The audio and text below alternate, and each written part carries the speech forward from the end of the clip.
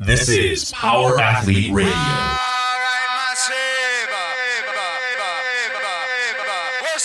With your hosts, Denny K, Professor Booty, and the Luke Summers. And now, toes forward, hips locked, shoulders set, and retract those scapulars. It's time for some knowledge bombs.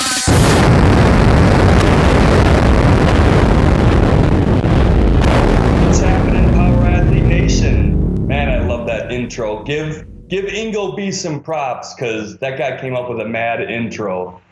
Yeah, he's amazing. He's for our team series up north at Freddie's place. I think he's gonna like DJ the event and everything. So it's gonna be really awesome. Yeah, he's got a high price. He's asking like $500,000 for a 4-hour gig. The man deserves it. You know, I'm like, hey, dude, we'll give you 6 shirts and a discount to your second shirt. How's that? So hopefully there you go. And then Ingo, just a FYI, don't wear a spam shirt. Dude, it was spam and New Kids on the Block. It was spam and what? New Kids on the Block. New Kids, the NKOTB crew? Yeah. Whoa, hanging tough? I guess that they were his inspiration for all things in Ingo's life, where it was Donnie Wahlberg. Yeah, the big DW. Trying to be like his brother. All right. Anyway. Go. What's up? Yeah, right. Power Athlete Radio, episode 17, in effect. Luke, what's going on with some of the updates at HQ? Let's see. We actually had one of our Aussie boys, Ryan Burnell. He's been out here for like the past 2 weeks. Been going through a lot of the material. You know, we're a global company, so we got to get our global coaches up to snuff. Mm-hmm. And we trained with them. We took him out on holiday. He came out with us on the 4th of July and which was also his birthday. He got to experience some American culture, hot dogs, tacos, maybe a couple paleo beers here and there, some sangria. We had a good time with that. And then just this week, we had about 9 boxes of shirts land on our front door at Power Athlete HQ. So we're going to have a lot of new gear up probably by the end of the week, if not early next week. And shirts and shirts, baby. That's what we do. I'm going to Colorado this weekend with Callie. John and Ben are headed down to Texas. They're going to meet up with Tex down there. They got a seminar at GSX CrossFit, and shirts and shirts. That's the news, man. That's the haps. I seen the pictures on the Facebook page. If anybody out there, and this sound crazy, but if you haven't liked the Power Athlete Facebook page, do it.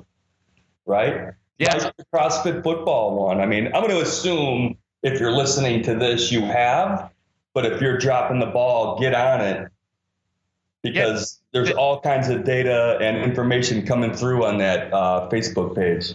It's so it's two different content or media streams. CrossFit football embodies a certain attitude that's just kind of like, GFY, go fuck yourself, lift some weights, let's go. Mm-hmm. We're here to bang weights. We're not here to hold your hand. Yeah, and and then it's all fucking busting balls from there. So it's like, that's why you see a lot more kind of goofy stuff on the football site, whereas Power Athlete's training system. I mean, we like to have fun, but at the same time, there's a lot of legitimate information out there, and we really try to channel it through that site. So you kind of get both flavors of the identity, Yeah. So hence the seesaw walk, the newest video post on your your dynamic warm-up series that you guys you're in the process of putting out there for all of us. Yeah, we got two more posts to put up. And I gotta say, I'm utterly disappointed by the maybe less than a dozen comments on the lightsabers. Yeah. Like, come on. That is George Lucas caliber work there. I mean, the angles of the strikes of the lightsabers that you and Callie did it was perfect, dude. Well, yeah, because they're real lightsabers. Callie has real lightsabers. I believe it. Yeah. I believe it. Although I thought she would be more of a red lightsaber, Well, Yeah, well, that's interesting because, there is a significance to the color of the lightsabers. There is. If anybody out there who is not Star Wars, what's the word I'm looking for? Who's not into it? I'll just go with that.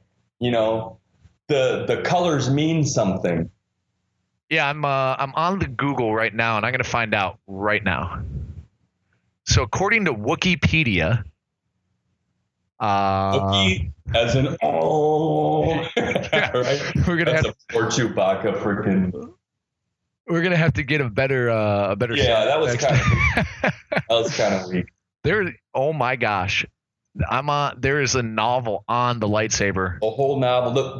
The first thing I think of is Mace Windu's purple blade, right? And the whole idea of that is purple's closer to red. So when Mace Windu fights, he's, you're supposed to not be angry. And he's so borderline he's so borderline and crossing over to the dark side that his blade is purple. Yeah. And he's like one of the only ones who has that strong mind power to not step over that line and go down the path of the dark side. The dark side is a slippery slope. It is a slippery slope. It takes more control to stay on the good side. So there's blue for Jedi and red for Sith. Let's see. Blue during the initial training period. I don't know. There's so much. Yeah, you're gonna read a book on that. I guess I can believe how much there is to know about lightsabers. And it's back to so the warm-up series is all about posture and position, how to start training posture and position. And these are just really, saying they're the tip of the iceberg is an overstatement. There's so much more. And we just want to get some of this stuff out there because it's going to be beneficial to a lot of people's training. And expect a couple more. We're working through the whole body, and we're going to get you to understand holes in your games and how to fix them. And it's as simple as enforcing proper position through the movement pattern. And is that something that we should do like every time we warm up? Yeah, why not? Is that something we should have like a mobility day, like on a Wednesday or a Sunday, go through those, moving around in space drills and just kind of, or is your intentions to like, look, add this to part of your warm up, and this is the reason why, posture and position, and always maintaining that, and the position of CrossFit Football Power Athlete HQ's burpee. I really like that. Yeah. Because all of a sudden you're like, whoa, you mean there's a different way to do a burpee? And here it is, and here's why. So the dosage or where to place this stuff is typically pre-warm up. It's movement prep. Okay. And within our catalog of warm-ups and progressions, there is a method to the madness. And I was taking Ryan through it yesterday, and Tex and I were reviewing it today. But throw it in beforehand, however much gets you going. And at the end of the day, it's about mastering that movement pattern. Once you master it, then we're going to go to the next progression and challenge it again. And all of a sudden, you're back to training. And you need to now master a more complex or more difficult movement pattern. And all these movements and this patterning is going to train you for movement through space. It's going to strengthen your positioning while you're under a barbell, or strengthen your positioning while your legs or your arms are swinging, pushing, pulling, driving, jumping, lunging, stepping. It's all about training those positions, strengthening them, and building competency within these patterns. Okay. And that I've been reading the training code, right? Because Tex talked about that on one of the comments, the Power Athlete Radio, he brought up, this in the training code, whatever. It's mentioned that. It's the talent code. It's Daniel Coyle's talent code. Yeah. I got training on my mind. Chapter 1, for those of you who haven't read that book, I've only read the first chapter and I'm hooked on it, but he talks about like the myelin You know what I mean? That the neurological part of a skill is really like the electrical signals going through all like the nerves and the synapses, and that coating, the myelin is like a coating over those nerves. As that thickens, it like sends that signal sharper.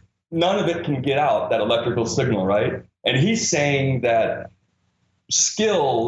acquired skill is that myelin like sheath thickening and thickening. And I kind of picture that if you're going through like the seesaw walk and you're maintaining a vertical trunk and all the cues that you're saying in that video, you know, you're doing the same thing that Coyle's saying in chapter 1. You know, if you haven't built that neurological pathway and you haven't started thickening that myelin sheath, here's an opportunity for you to do that. Yeah, once you learn about myelination, and how movement affects it and the importance of that myelin sheath, it should change the perspective of your training. Dude, just that first chapter. Now, I've heard of the myelin sheath as far as like muscular, physical, not like neurological, like around like the muscle fibers, right? I'm trying to think. It's the myelin sheaths around each individual muscle fiber as well, or am I wrong? It's the nerve. It's the nerves responsible for sending impulses to the muscle. So it's like, think of it as the conduit for sending information. Right. That's like the neurological, but isn't there like a myelin sheath in the muscle itself? Denny, read the book. You'll figure it out. Right. Read the freaking book, dude. You're only on chapter 1. All right. Awesome. So let's talk about box squatting. I apologize. About a week or so ago, someone posted the question, and I think it was on a Wednesday or a Sunday on the off day of the program, and he was trying to get a conversation going about box squatting versus back squatting. And he said, like, any thoughts, you know? And I was curious what your thoughts were on box squatting versus back squatting. Well, guess it's what are you training for? What are you training for, right? So what makes the box squat so popular is Louis and the West Side guys, and they're the strongest people in the world. And what you have to understand about that box squat is it's a great way to start biasing the posterior chain. It has skill transfer to the sport of powerlifting because it replicates the position of sitting back into a squat suit, upright torso, and those guys need it for skill transfer. In terms of skill transfer into sport, we don't see it as an optimal tool.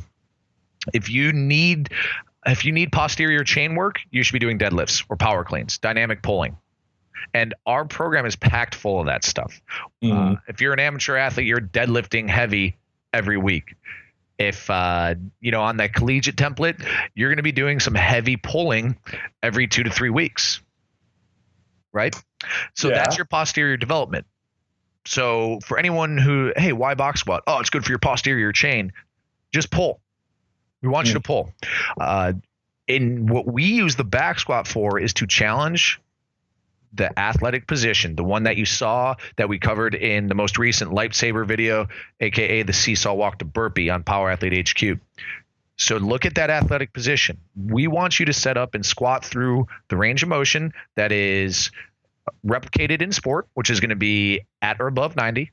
We want you to maintain a torso position that is resemblant of that athletic position, and we want you to load the bar as heavy as you can and move it as fast as you can. So from the ground up, that's feet shoulder width apart, maybe a little wider. Your knees need to be just inside that ankle on a neutral leg, but we are going to have you drive out to squat. As you sit back, you're going to stand up as fast as you can, continuing to spread the world, flat foot on the ground, and drive through your midfoot to heel. Maintain posture position. That's all we want. It's not about developing posterior chain. It's about, you are going to do that. You are going to get stronger. Your squat numbers will get bigger, but it's about improving performance on the field. We're using the squat and the barbell lifts as a tool to do that. Now, I've seen videos of Louis justify the box squat as you're stronger in a wider base. You know, he talks about like fighting, you know, you don't fight with your ankles like less than a foot apart. You're always going to go wide. I picture an offensive lineman kind of, you know, playing the pass. He's backing up. He's probably going to go a little bit wider. So maybe people are kind of saying, oh, well, there is transfer from a box squat onto the field because of the wide base on some of the contact sports. Mm-hmm. But, you know, at the end of the day, it's like what you said. What are you training for? You know, if you can get a better response through that athletic position and a more of a vertical torso, bringing your stance in, keeping that knee just inside of the ankle. I like that. I actually had a few people ask me questions on that at the seminar that we were at. Mm-hmm. Why the knee inside of the ankle, you know? And then when Callie you had her shift her foot over where you could see like if she had to move left or right, it was perfectly knee above ankle, you know, which is what I teach everybody at our gym. When you squat, I'm always saying, keep your knees, you know, your feet under your knees. Mm-hmm. This is for the general public, right? I mean, it's just, some people come in, have no idea how to squat. Others think they know and they don't know. And I kind of asked that person at the seminar, I'm like, well, go, you know, maybe you should talk to Luke or Carl about that, because I really didn't have the answer, you know? I'm not like skilled coaches like you guys are. But when you said you had Callie move her foot over, you could see how all of a sudden she was in a strong position. If she was to cut to the left or to the right, it totally made sense. Right. Right. And how most people box squat is just going to be, you know, in terms of creating habits and getting into good position, it's going to be too wide of a base to go anywhere. Right. Those guys are trying to get in a position that minimizes range of motion, maximizes the weight they can lift. When you're on the field and you make a great play or a terrible play, something that you're probably going to remember for the rest of your life, nobody thinks, wow, I wonder how much that guy can squat. They care about the position you were either in or you weren't in. And that's what we're building, you know, posture, position. Mm-hmm. Nice. Nice. So hopefully that kind of gives, and I apologize, I can't think of the person who asked that question, but hopefully that can kind of, you know, give you some nuggets to, you know, to run with. And I think of, you know, if box squatting, if John really felt that it had to be in the program, it would be in the program. Yeah. You know, I remember him on the last podcast. He's like, you know, we want to put our arm around you and just say, look, man, you know, we'll take care of all the training. Just do what we say. Right? If it says do the D-WOD before the strength WOD, do the D-WOD before the strength WOD. Yeah, Don't ask why. Just do it. Well, you can ask why, but don't ask me why, man. Go look for yourself. It's the information's out there, and we find giving handouts will not help you learn. The people who learn the fastest and become the smartest are the ones who pursue the information. And John and I were just talking the other day about the difference between amateurs, intermediate guys, and really advanced guys in terms of any field, lifting weights to management to construction. Okay. And we're going to put a little post out there on that. And it's pretty interesting what we come up with, but it comes down to where do you get the information? How do you get it? You know, what information do you need and how do you get it? So like we said earlier, man, the attitude on the board can be a bit abrasive at times, and maybe it's not for everybody in terms of the attitude. Yeah. But I'll tell you what, man, like the training works. Just do it. Before you ask a question, try the Google. Why would I box jump before I back squat? And see what you read, man. See what people's opinions are, and then make the call for yourself. And you're right, John, in terms of box squatting, if John thought it was important, he would put it in there because he trained with Louis. He trained for several weeks with Louis at Westside, and you know, he had tried to learn the method and got a great understanding what Louis is doing out there and how he did it for each one of his athletes. But understand the goals of those guys versus the goals of this program. Those guys need to replicate movement patterns, strengthen portions of their bodies to lift as much weight as they can in a back squat, a deadlift, and a bench press. That's not the while those things will help improve the biomarkers of performance, that's not the objective of the program. It's hard to understand, but once you get it, you get it. Right. I just think, for the normal person, you read a West Side article, read his book. I mean, it's a good book. It's kind of hard to follow as far as just how it's put together. But I know when I read that, I was able to read like Super Training and kind of have Super Training kind of made a little bit more sense to me. Mm-hmm. But they just assume like, oh, okay, well, if Louis saying this, I should do that. Not even asking the reason why he's doing that. He's just doing it, so I should do it.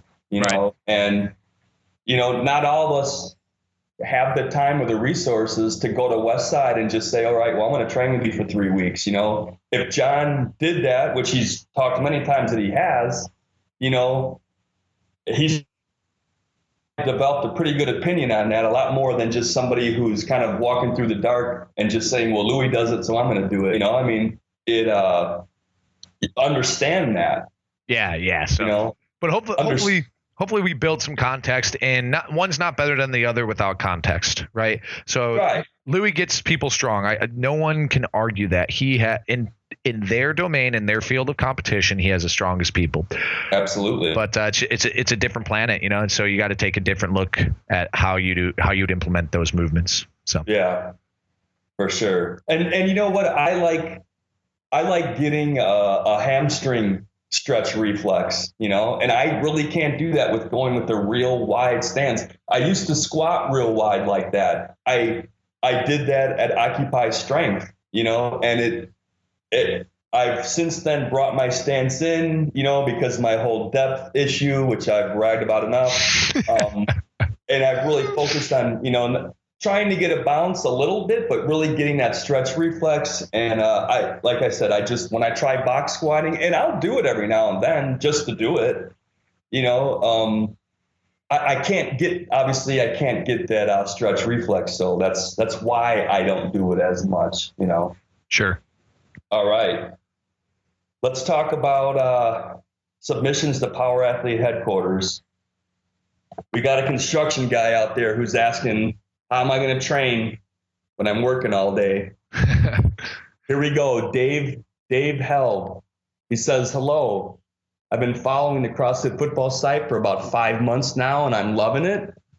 I have just recently moved to the collegiate training. I have a question for y'all about training and working a physically taxing job. I understand that there are probably numerous people following the site that are in the same situation as me and wanted to get your take on this. I thought it might be a good topic for y'all to address on Power Athlete Radio as well. Here's my scenario.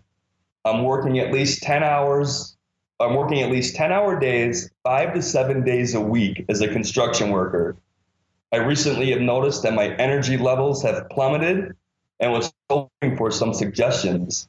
I am getting at least 8 hours of sleep a night. I'm eating a shitload of good food and even taking naps here and there if I have time. It just seems like I do not have enough energy to do anything but train and sleep. What I was considering doing is skipping the Saturday workout depending on how I am feeling that week, but was curious if that would affect my strength gains. Unfortunately, it seems like what I am training for, parentheses, faster, stronger, bigger, and just being all around more fit, is just going out the window recently. I feel weaker and smaller. I could really use some suggestions. Thanks, and I look forward to your response. Oh, Dave. He doesn't tell us how old he is. That could play a part of it. Yeah, for sure. Like there's so many moving pieces, but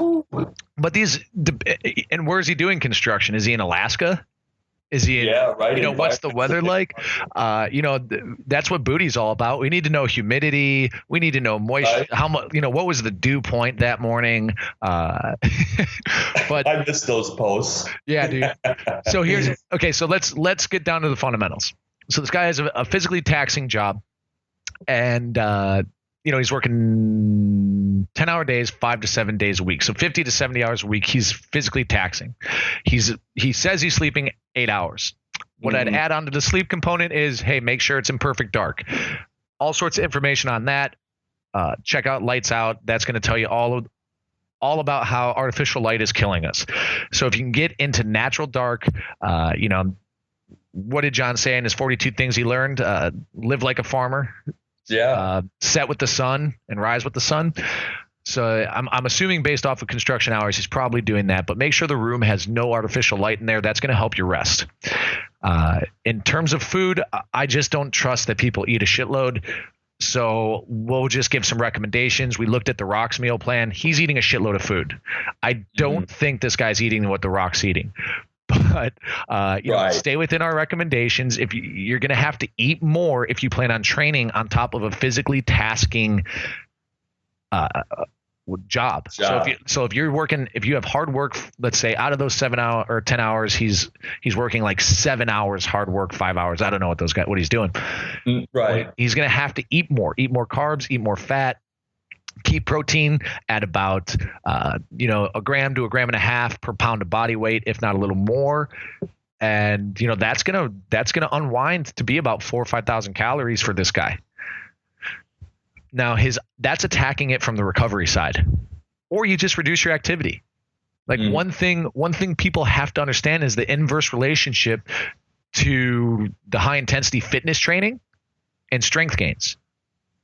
Like if you want to be the best CrossFitter in the world and the best power lifter in the world, there's only one Martian on the earth that can do that. And that's Rich Froning. But for most individuals, the bell curve, if you are putting a focus on your work capacity, it will hinder your ability to get strong. So I'd have this guy either flip a coin, have a man in the mirror moment, create a pros and cons list of each. Do I want to be fit or do I want to be strong?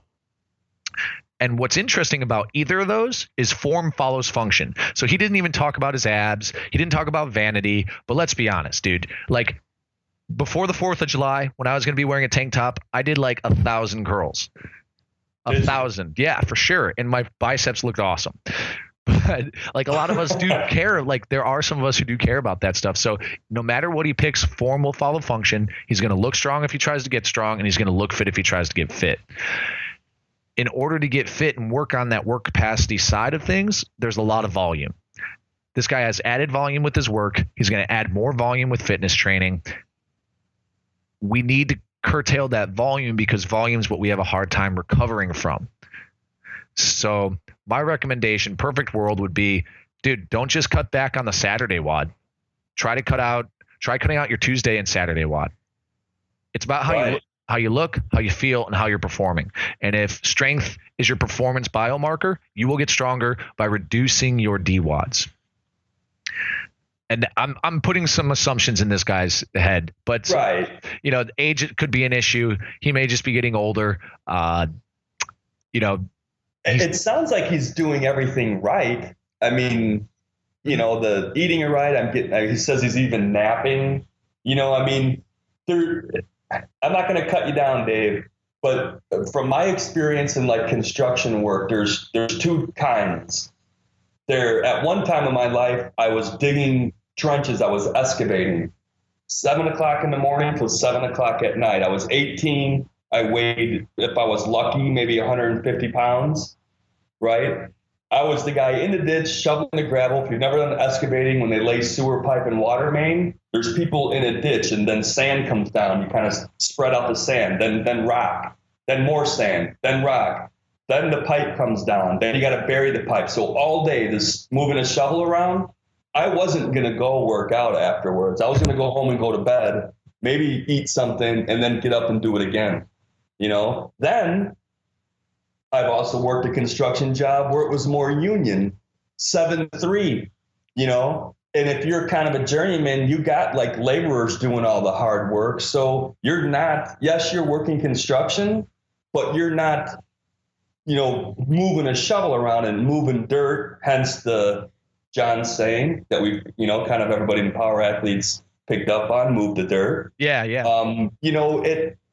you will have more energy to go hit the gym. If you look into what John was talking about, like the circadian rhythms, it looks like you're a little bit stronger at like the 5 o'clock in the evening. So if you work till 3, you're going to be able to rock out the CrossFit football workouts. But, if he's on the former part of that, where he is in a ditch and he's working sun to sundown, I'd have to lean toward what you said about you're just going to have to ask yourself, it's like, what do I want to do? Do I want to train more? Is this the right job for me? Do I have a choice? Should I put training on the, on the shelf for a little while? It's summertime, right? I don't know where this guy lives, but maybe you just kind of work hard at your job and you're going to get laid off at some point, then hit the gym. Yeah, dude. That's kind of like my 2 cents on that. And all great input, just got to know a little more about the demands. And if it's a high volume type deal, look what we do during in season. And I hope I don't open a can of worms with this, but when football season comes around in a couple months or weeks, however far out we are from our in season programming, we curtail the workout volume. The DWODs become a lot less demanding. And what Dave could maybe do is start compiling a little list of, I'll call them lightweight workouts, or, it's less volume, a little more manageable. And if he's the type of guy who needs to get his DWOD on, he'll have an index of that stuff. But let's say he's coming and he's opened up to doing whatever we tell him to do, I want him to keep going on the SWAD, keep lifting weights. He doesn't feel as strong, but is he getting stronger? I need to know. What we do know is after the amateur progression, you do need to balance your volume intensity. Strength gains aren't going to come as fast. So it may just be the dark days of his training, but if he wants to try and get stronger, which I think he should because he's already got enough volume if he's digging ditches, just cut back on the Tuesday Metcon and ditch the Saturday one and do some mobility or go for a hike or I don't know, do something. So that's what I think. That's what I think that in that scenario I would try, and give it 60, 90 days, see if it helps. Yeah, for sure. So thanks for submitting that question, Dave. Hopefully that can give you something to run with.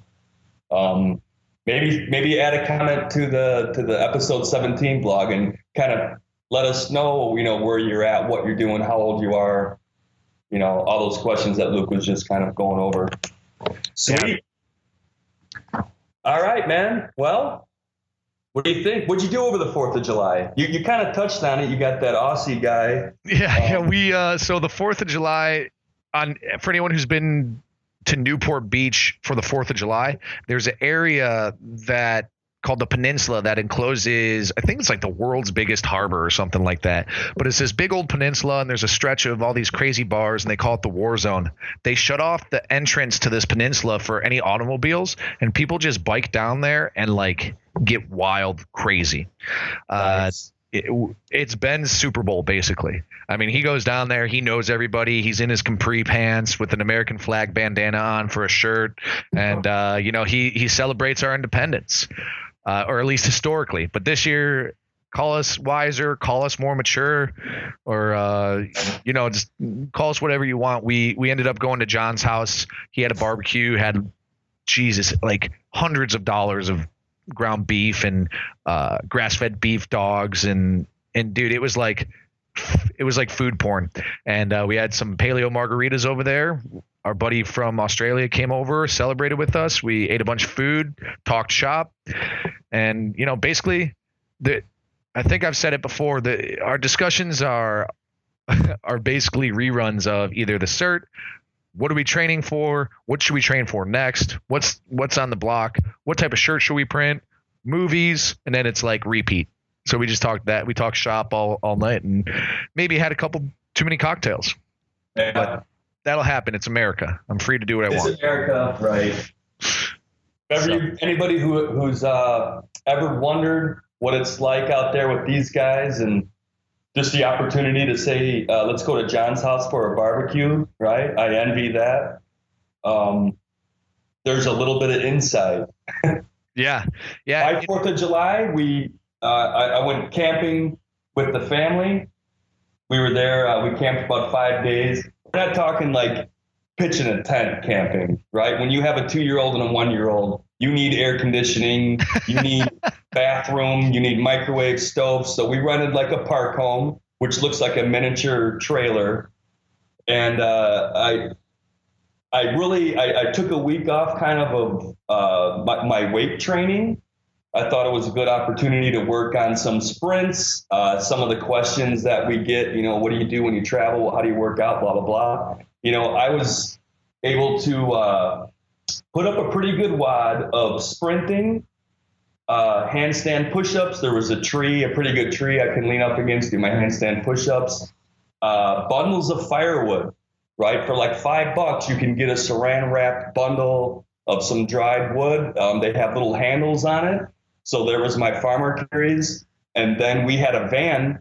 So I would just have my wife sit in the van, and our location was like a road, of trailer homes, park homes. So everybody's like at the pool area. So nobody's really walking around on those roads. So I just kind of pushed the van down and back, kind of like a 15-minute AMRAP of all of the above. I did that a couple times, and then the other days I just did some swimming. I don't get enough swimming, apparently. I swam 50 meters, and I was like, oh my God, man. Oh, yeah. Same principle.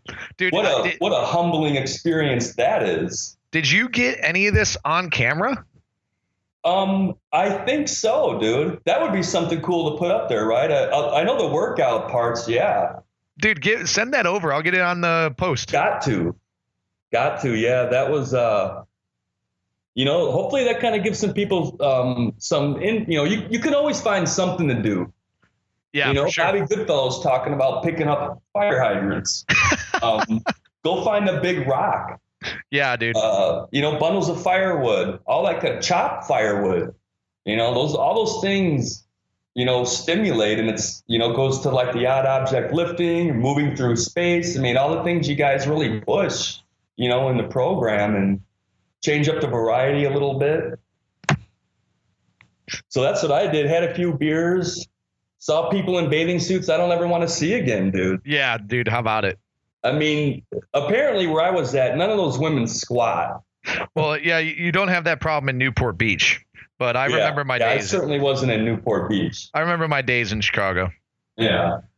So as soon as I got back to my gym around some women with some muscle, I felt a lot better. But the women I saw, even in bikinis, no ass. Flat, droopy ass syndrome. It's like squat. Yeah, get under a barbell already. Get under a barbell. Come on. Live the American way. All right, man. Well, hey, I'm flying to Colorado in 3 hours. I've nice, packed. Dude. And get packed. Yeah, I got to do my thing. But all right. Good talk, Denny. Thanks a lot, man. And have a good weekend. Hey, thanks. You too. Have fun at the CERT. We'll hook up next week. All right. Take care. All right. Later.